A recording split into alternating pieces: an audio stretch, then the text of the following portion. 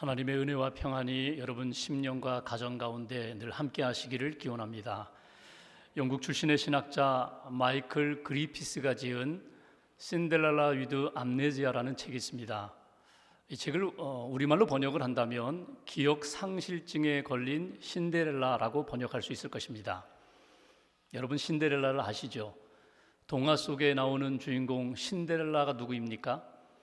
그는 어려서 부모님을 잃고 계모와 언니들의 구박 속에서 살아갑니다.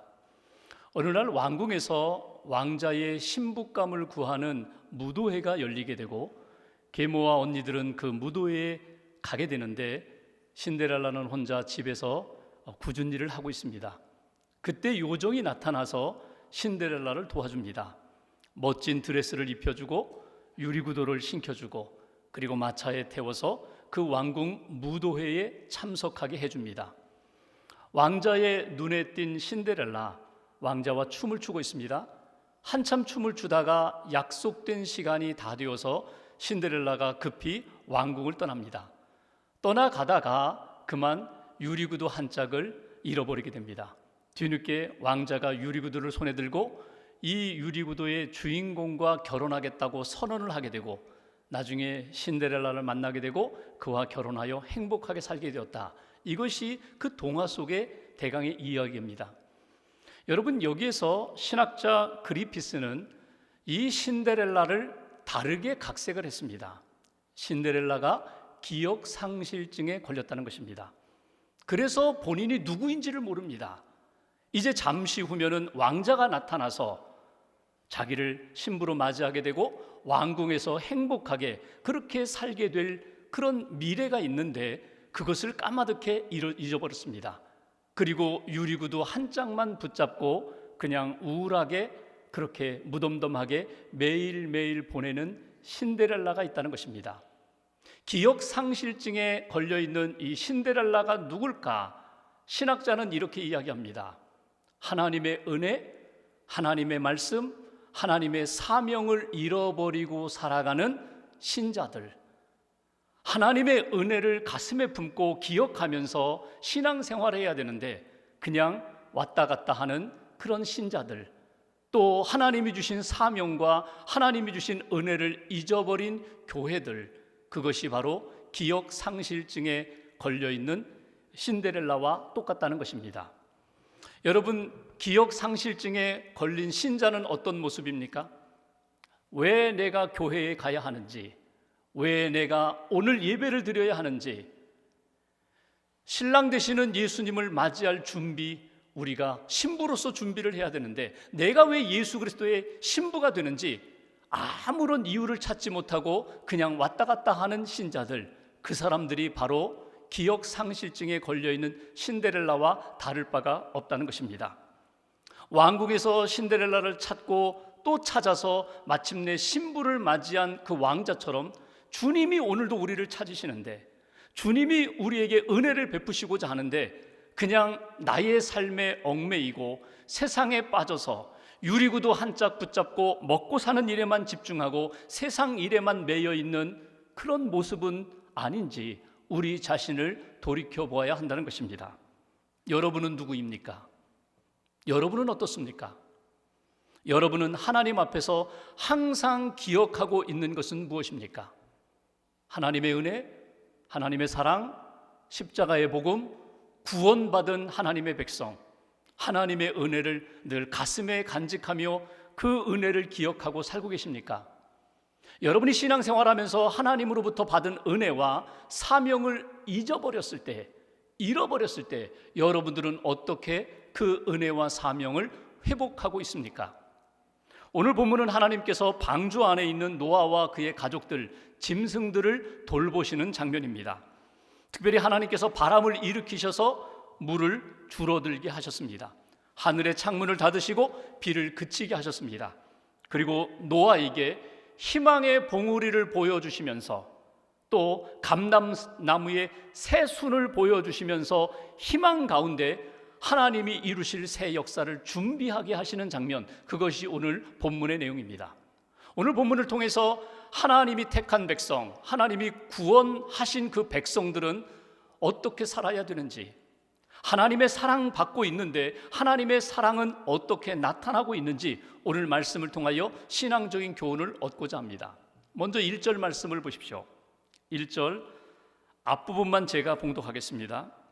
하나님이 노아와 그와 함께 방주에 있는 모든 들짐승과 가축을 기억하사, 하나님이 노아를 기억하사, 하나님이 믿음의 사람들 그 가족을 기억하사, 하나님이 방주에 있는 그 짐승들을 기억하셨다고 성경은 말씀하고 있습니다. 여기 기억한다, 하나님이 기억하신다. 지금 방주 안에서의 생활이 거의 1년 가까이 됩니다. 방주 들어오기 전에는 하나님이 말씀을 주셨습니다. 방주에 들어가라.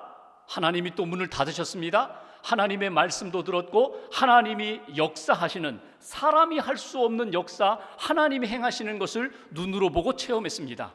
그리고 물 위에서 1년 동안의 시간을 보내면서 노아의 마음 가운데 찾아온 두려움이 있습니다.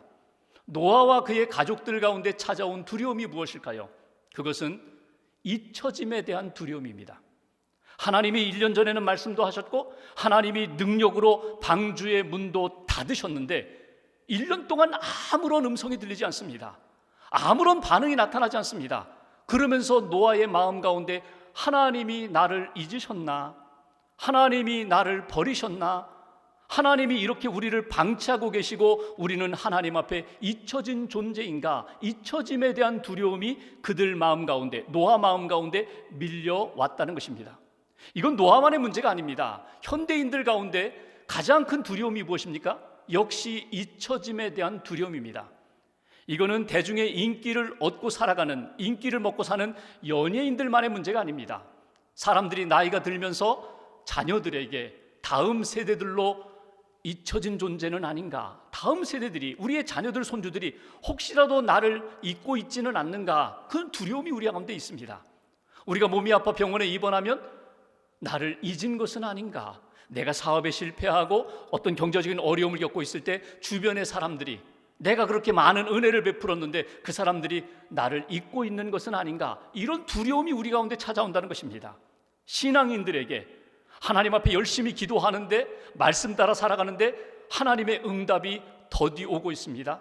하나님의 임재하심이 느껴지지 않습니다. 그래서 우리 마음 가운데 나는 하나님으로부터 잊혀진 존재인가? 하나님 정말 나를 사랑하고 계신가? 나를 버리신 건 아닌가? 이런 두려움이 우리 가운데 찾아올 때가 있다는 것입니다. 그런데 오늘 여기 하나님이 노아를 기억하셨다라는 이 기억한다라는 동사는 그런 역사가 아닙니다. 오늘 여기 자카르라는, 기억한다라는 동사는 하나님이 깜빡 잊으셨다가 아이고 이제 내가 1년 만에 생각이 났어, 이제 기억해야지, 그렇게 나타나는 동사가 아니라 변함없이 그들을, 사랑하는 대상을 가슴에 품고 마음에 품고 사랑하면서 지내시는 하나님의 마음과 성품이 담겨있는 동사입니다. 그러니까 하나님이 기억하시고 하나님이 변함없이 그들을 돌보시는 역사, 이것이 바로 하나님이 기억하시는 역사입니다. 여기에 중요한 것은 하나님의 기억하심은 주체가 중요합니다. 누가 기억하신다고요? 하나님이 기억하신다는 거예요.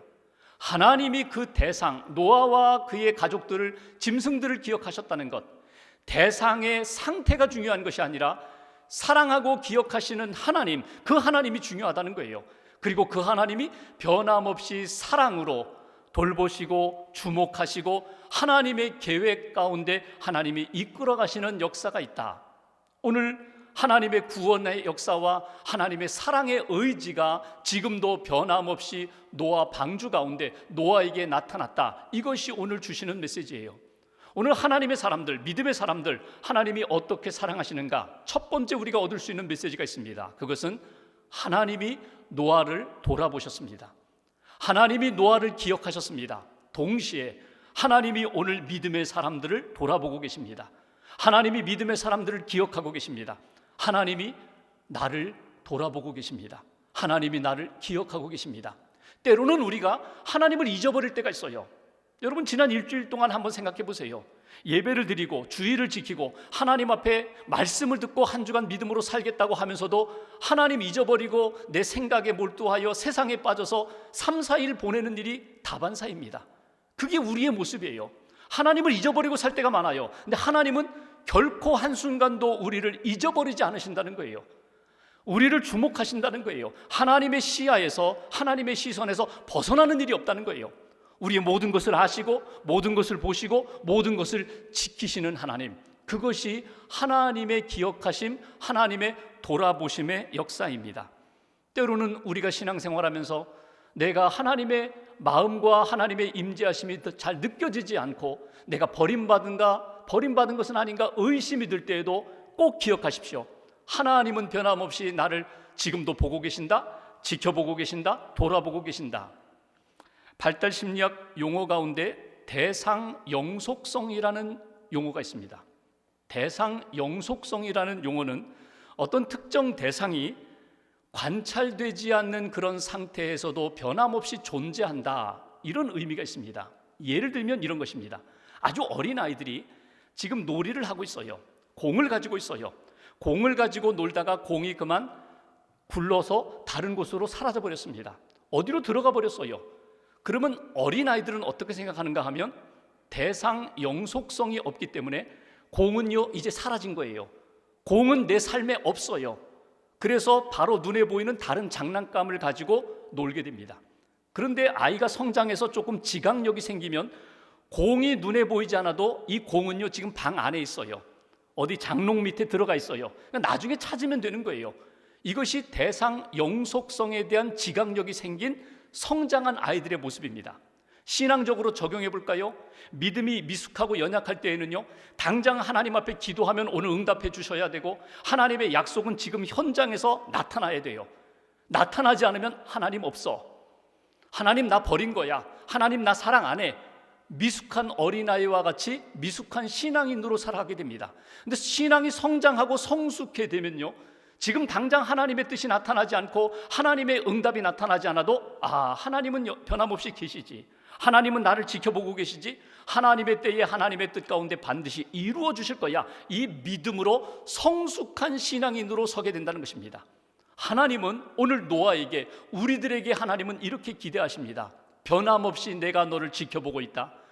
내가 너에게 약속한 것 내가 잊어버리지 않고 있다.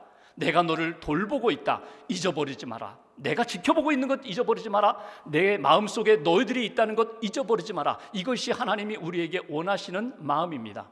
출애굽기를 보십시오. 이스라엘 백성들이 430년 동안 애굽에서 종살이를 했습니다. 그들이 너무나 힘들어서 하나님 앞에 부르짖게 됩니다. 하나님 너무 힘듭니다. 우리를 구원해 주세요. 그래서 하나님이 모세를 택하셔서 하나님이 이스라엘 백성들을 430년 종살이하던 그들을 구원해 내십니다. 그러면 430년 동안 이스라엘 백성들을 하나님은 버리신 것입니까? 하나님은 그 기억 속에서 지워버린 것입니까? 결코 그렇지 않습니다. 하나님은 430년 동안 고난 가운데 있는 이스라엘 백성들을 계속해서 돌아보셨고 기억하셨고 아브라함에게 했던 언약을 가슴에 품고 계셨던 하나님. 출애굽기 2장 25절에 보면은 이렇게 말씀합니다. 하나님이 이스라엘 자손을 돌보셨고 하나님이 그들을 기억하셨더라.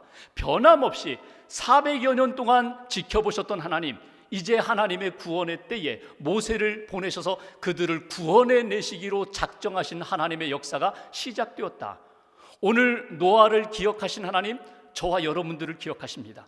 노아를 돌보신 하나님, 저와 여러분들을 돌보고 계십니다. 하나님의 그 기억 속에, 하나님의 돌보심 가운데 우리가 오늘도 살고 있다는 것 잊지 않는 하나님의 백성들 되시기를 주님의 이름으로 기원합니다. 이미 말씀을 주셨어요. 두려워하지 말아라, 놀라지 말아라, 내가 너와 함께함이니라.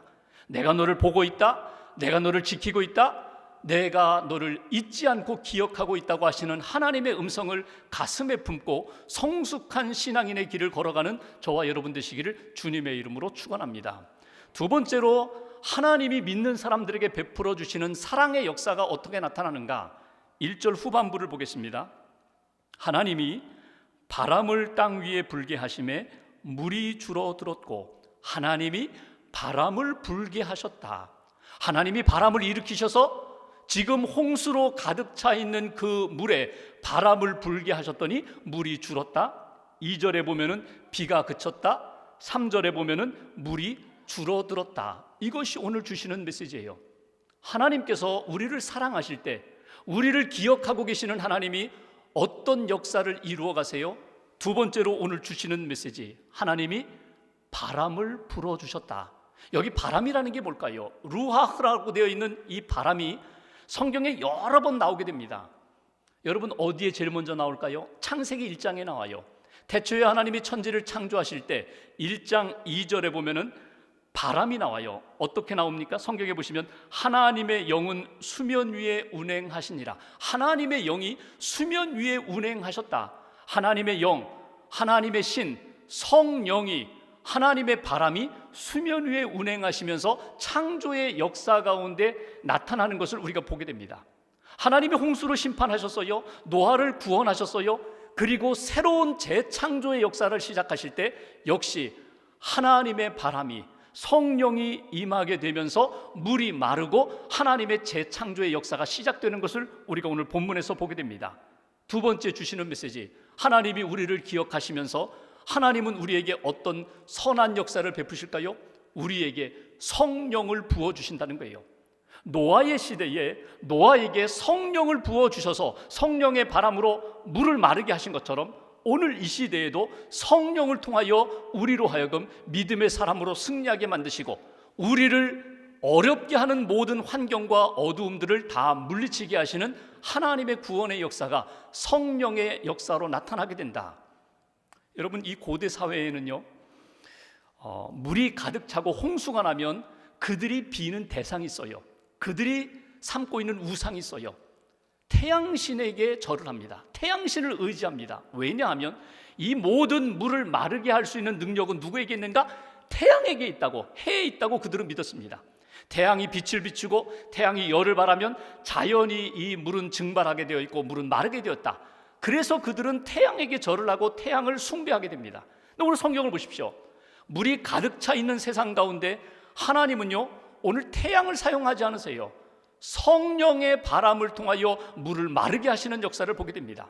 자연의 조건이 문제가 아니라, 세상의 조건이 문제가 아니라 하나님의 역사가 임하게 되면, 성령의 역사가 나타나게 되면 우리의 삶 가운데 회복의 은총의 역사, 능력의 역사가 나타난다. 이것이 오늘 우리에게 주시는 메시지입니다.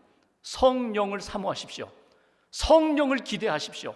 하나님의 바람이 임하게 되면 나를 어둡게 하고 두렵게 하고 불안케 하는 모든 악하고 어두운 영들은 다 물러갈 것이다. 이 믿음을 가지고 성령을 사모하며 성령 충만함으로 하나님의 권능의 역사를 체험하는 저와 여러분 되시기를 주의 이름으로 기원합니다.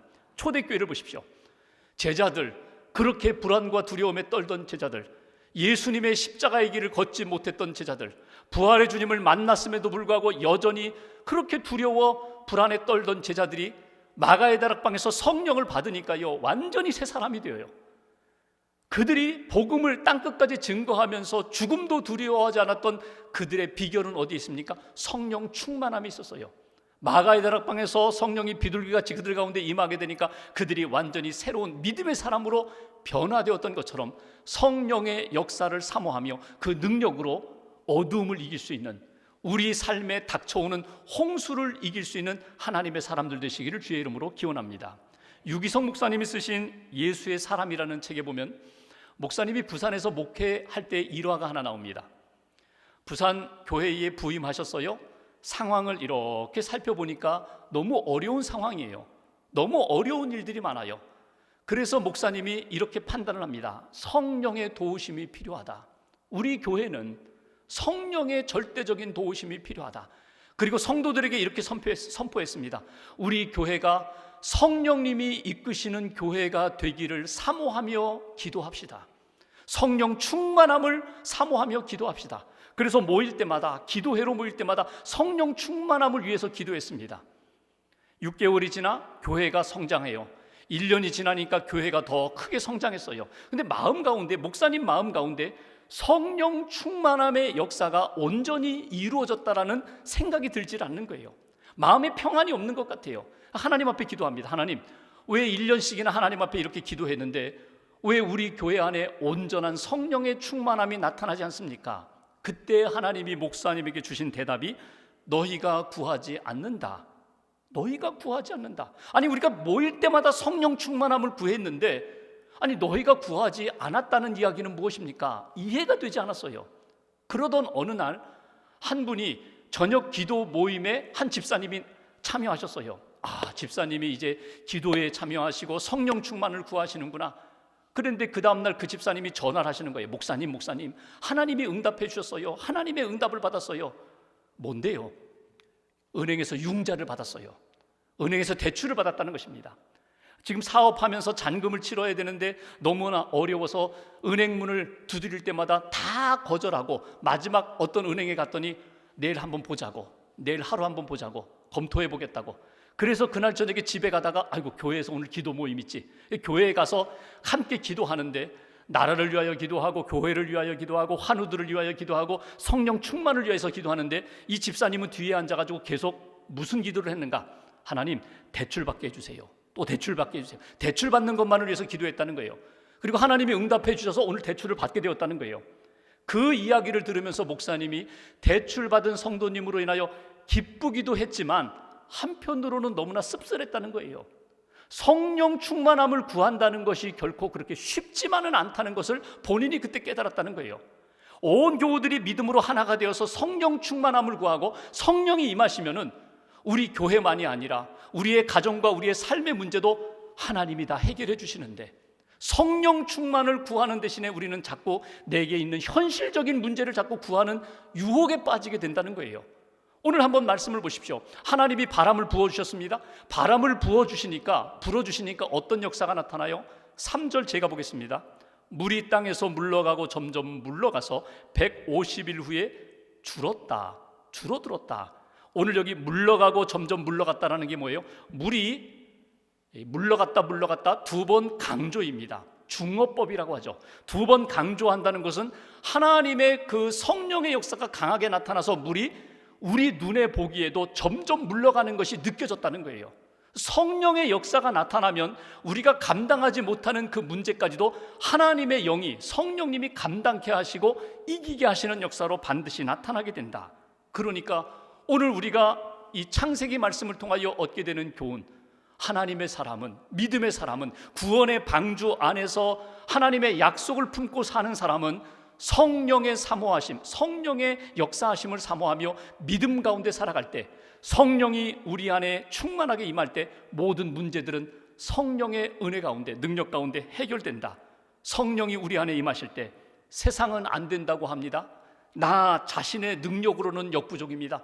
그런데 성령의 능력은 능히 감당하는 역사로 나타난다. 이것이 오늘 우리에게 주시는 두 번째 메시지입니다. 성령의 기름 부으심, 성령의 충만하게 역사하심을 사모하며 그 능력으로 나아가는 저와 여러분 되시기를 주님의 이름으로 기원합니다. 마지막 세 번째 메시지 보십시오. 4절 보겠습니다. 제가 보겠습니다. 7째 달 곧 그 달 11의 날에 방주가 아라랏산에 머물렀으며 물이 줄었어요. 그리고 아라랏 지역의 한 산에 방주가 머무르게 됩니다. 5절 같이 봉독합니다. 물이 점점 줄어들어 10째 달 곧 그 달 초하룻 날에 산들의 봉우리가 보였더라. 봉우리가 보였더라. 아라랏산에 방주가 걸리는 것뿐만 아니라 이제는 그들에게 하나님이 방주를 보여주셨습니다. 40일이 지납니다. 이제는 물이 많이 빠졌겠지 하고 노아가 까마귀를 배에서 내보냅니다. 까마귀가 두루 돌아다녔다고 했습니다. 비둘기를 내보냈습니다. 비둘기가 안착할 곳을 찾지 못하고 다시금 방주로 돌아왔습니다. 7일을 기다려서 다시금 비둘기를 내보냈습니다. 그랬더니 감람나무 새 잎사귀를 물고 왔어요. 다 죽은 줄 알았는데 하나님이 다시금 창조의 역사를 시작하셨구나. 그리고 7일을 기다렸다가 비둘기를 내보냈더니 비둘기가 이제는 배에 돌아오지 않고 어딘가에 안착하였다. 여기서 하나님이 노아에게 보여주신 것이 두 가지가 있어요. 봉우리를 보여주셨습니다. 그리고 감람나무 새 수를 보여주셨습니다. 무엇을 보여주셨다고요? 하나님이 노아와 그의 가족들에게 희망을 보여주셨습니다. 생명의 역사는 시작되었다. 하나님의 재창조의 역사가 시작되었음을 희망으로 보여주신 것이 오늘 본문의 내용입니다. 하나님은 믿음의 사람들에게 어떻게 사랑하세요? 하나님은 우리에게 하나님의 구원의 역사의 소망을 보여주세요. 희망을 우리에게 보게 하십니다. 하나님이 보여주시는 그 비전, 하나님의 비전을 품고 희망 가운데, 믿음 가운데, 소망 가운데 살 수 있도록 인도하시는 하나님의 역사가 나타난다는 것입니다. 노아의 입장에서 보면은요, 참 답답한 시간이었습니다. 근데 하나님이 어떻게 하셨다고요? 하나님이 봉우리를 보여주시고 감람나무 새순을 보여주시면서 이제 시작되었어. 너는 믿음으로 기다리며 믿음으로 준비하면 돼. 하나님의 역사는 반드시 회복으로 나타날 거야. 오늘 성경을 읽어보시면 10절과 12절에 기다린다는 표현이 2번이 나와요. 10절을 한번 보실까요? 이렇게 표현합니다. 10절, 또 7일을 기다려. 12절을 보십시오. 또 7일을 기다려. 7일 동안 기다렸다가 비둘기를 내보내고 또 7일 동안 기다렸다가 비둘기를 내보내요. 똑같은 기다린다라는 동사인데 원어를 보면 달라요. 우리는 그냥 기다리는 건데 원어를 보면은 하나는 훌이라는 동사로 나오고 또 하나는 야알이라는 동사로 나옵니다. 여기는 의미가 달라요. 첫 번째 기다림은요, 의무적인 기다림입니다. 의무적. 40일을 기다려 또는 7일을 기다려. 마치 임신한 여인이 40주를 기다려야 되잖아요. 1년 40주를 기다려야 출산의 때를 맞이하는 것처럼 하나님이 정하신 때를 의무적으로 힘들지만 아프지만 그러나 믿음으로 기다리는 시간이 있는가 하면, 두 번째 야알이라는 기다림은요, 하나님이 보여주시는 감람나무 새순을 보았어요. 하나님이 보여주시는 희망을 보았어요. 그리고 상징을 보았어요. 그러니까 믿음으로, 설레임으로, 소망 가운데 기다리는 것입니다. 반드시 하나님은 이루신다. 하나님은 우리에게 새 역사를 맞이하게 하신다. 우리에게는 2가지 기다림이 필요합니다. 믿음으로 기다리고 소망 가운데 기다리고, 때로는 의무적으로 기다리고, 때로는 찬송하면서 이제 곧 하나님의 역사가 시작될 것이라는 믿음과 소망을 가지고 기다리는 그 기다림 가운데 하나님이 응답해 주셨다는 것입니다. 노아에게 보여주셨던 그 희망의 역사가 오늘 저와 여러분들에게도 다시금 분명히 나타나기를 주의 이름으로 기원합니다. 때로는 40일을 기다리고, 때로는 7일을 기다리고, 때로는 하나님의 역사 가운데 하루를 기다려서 하나님이 보여주시는 그 놀라운 역사를 붙잡고 믿음으로 나아가는 하나님의 백성들 되시기를 주님의 이름으로 기원합니다. 어떤 목사님이 큰 수술을 받게 되셨어요. 아침에 가족이 모여서 함께 예배를 드리고 이제 수술실로 들어가는데 큰아들이 아버지에게 이렇게 이야기합니다. 아빠, 수술 잘 받으세요. 제가 기도하겠습니다. 수술 잘 받으세요. 고마워. 그래, 내가 수술 잘 받을게.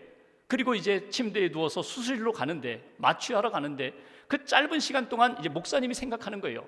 아들이 나에게 수술 잘 받으라고 했고 내가 잘 받겠다고 했는데 내가 할 일이 뭔가? 내가 하겠다고 했는데, 받겠다고 했는데, 내가 수술 받는 과정 가운데 내가 할 일이 뭔가? 생각해 보니까 아무것도 없어요. 그냥 누워만 있는 것뿐인데 나는 받겠다고 했는데, 결국은 하나님이 치료하시고 의사 선생님이 수술을 잘 하시고 내가 마취해서 깨어나서 회복되는 것, 그 길인데 내가 할 일이 무엇인가? 기도하는 것밖에 없고 하나님이 모든 것들 이루신다는 믿음을 가지고 하나님 앞에 맡기는 것밖에 없지 않은가? 그냥 맡기는 거. 하나님 앞에 맡기고 의사 선생님 손길에 맡기면서 하나님이 회복시켜 주실 거야. 믿음으로 맡기는 것, 그것밖에 없다. 그리고 그분이 그렇게 수술받고 회복되시면서 그때 그 생각을 오랫동안 간직하셨다는 거예요. 여러분, 오늘 이 시대에 우리가 할 일이 무엇입니까? 방주 안에서 기다리면서 기대하면서 하나님의 음성을 기다렸던 노아처럼 오늘 우리가 해야 할 일이 무엇입니까?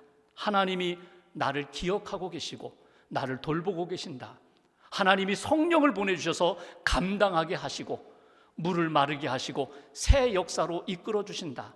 나는 이 시간에 믿음으로 소망으로 인내하면서 준비하며 새날을 맞이해야지. 이것이 오늘 노아의 믿음이고 저와 여러분들이 붙들어야 할 신앙의 모습입니다. 낙심하지 말고 인내하면서 새날을 맞이하는 저와 여러분들의 인생의 여정, 신앙의 여정 되시기를 주님의 이름으로 기원합니다. 기도하겠습니다.